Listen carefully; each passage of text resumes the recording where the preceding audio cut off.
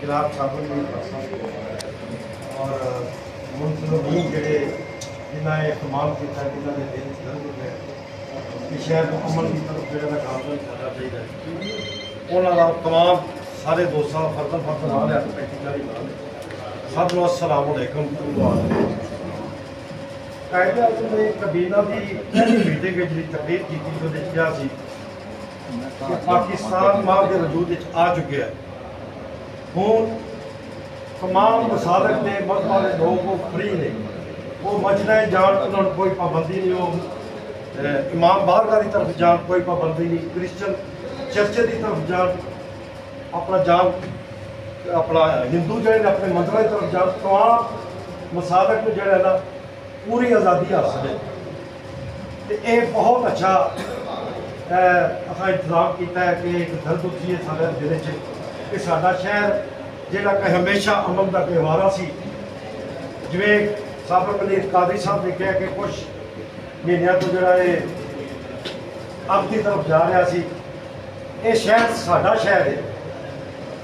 यदी जिहड़ी खिचपीट सानू है वो ना इंतजामिया है ना किसी होर है। इंतजामिया पुलिस DC वगैरह चाहते हैं मेहमान होते हैं इस अमन को मेनटेन रखना कायम रखना वो साड़ी सब तो ज़्यादा जरूरत है। असी आने वाली नस्लों को एक पुरअमन इलाका के पुरअमन वाले को जट्ठा देइए वो वास्ते एक तो मेरी तजवीज़ है कि एक तो अमन कमेटी थाने की है ना एक जी ना शहर के जयद हज़रात उलमाए कराम बैठे ने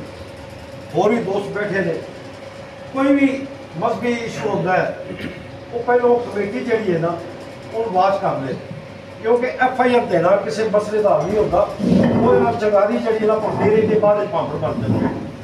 लिहाजा पहले उन्होंने जिस तरह बैठे इस इशू आवे लेकिन वो वास्ते बहुत जरूरी जी गल है वो ये कि जो अमन कमेटी कोई मसला होगा मजहबी वो जो मैंबरान ने या जो हूँ बननगे